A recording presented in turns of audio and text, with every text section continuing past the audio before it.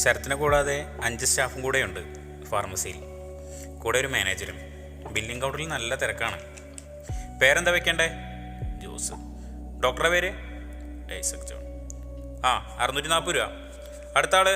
മരുന്ന് അവിടെ കിട്ടണോ ചേട്ടാ? ഈ മരുന്ന് ഇവിടെ ഇല്ലല്ലോ ചേട്ടാ, ഇത് പുറത്തുനിന്ന് വാങ്ങിക്കണം. അടുത്ത ആള്? ചേട്ടാ ഇതിൻ്റെ ഡേറ്റ് കഴിഞ്ഞതാ. ഇത് ഡോക്ടറെ കണ്ടിട്ട് വേണം ഇനി അടുത്ത പ്രിസ്ക്രിപ്ഷൻ വാങ്ങിച്ചിട്ട് വേണം നമുക്ക് ഇവിടെ വരാനായിട്ട്. അടുത്ത ആള്? ചേട്ടാ ഈ മരുന്ന് അവിടെ കിട്ടില്ല കേട്ടോ, അത് ടൗണിലുള്ള ഷോപ്പിൽ കിട്ടും. നമ്മുടെ കഥാനായകൻ ശരത്ത് മരുന്നുകളും ബില്ലുകളും ഡോക്ടറെ കൈപ്പടയും ഒത്തുനോക്കുന്ന തിരക്കിലാണ്. അടുത്ത കൈപ്പട എഴുതിയ പേര് അവന്തിക, 5 വയസ്സ്. ക്യാൻസറിൻ്റെ മരുന്നാണ് അതിൽ രേഖപ്പെടുത്തിയിരിക്കുന്നത്. ശരത്തിൻ്റെ കണ്ണുകൾ അറിയാതെ ഈർന്നണിഞ്ഞു. അവൻ വിഷമത്തോടെ ആ പേരുകൾ വിളിച്ചു. അവന്തിക, അവന്തിക.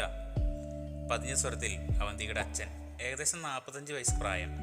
ആ ചെറിയ കൊച്ചിൻ്റെ കൈയും പിടിച്ച് അദ്ദേഹം ശരത്തിൻ്റെ അരികിലേക്ക് വന്നു. ശരത്തിന് ആ കുഞ്ഞിൻ്റെ മുഖത്തു നിന്നും കണ്ണെടുക്കാൻ കഴിയുന്നില്ല. ദുഃഖിച്ച് വിറയാർന്ന് അവൻ നിന്നു. ക്യാൻസർ കീഴടക്കിയ യാതൊരു ലക്ഷണവും ആ കുഞ്ഞിൻ്റെ മുഖത്തില്ലായിരുന്നു. അവൻ ആ കുഞ്ഞിനോട് പേര് ചോദിച്ചു. എന്താ മോളുടെ പേര്? ആ കുഞ്ഞു കൊച്ച് അച്ഛൻ്റെ മുഖത്തേക്കൊന്ന് നോക്കി. പേര് പറയും മോളെ. ആ കുഞ്ഞു സ്വരത്തിൽ അവൾ പറഞ്ഞു. അവന്തിക.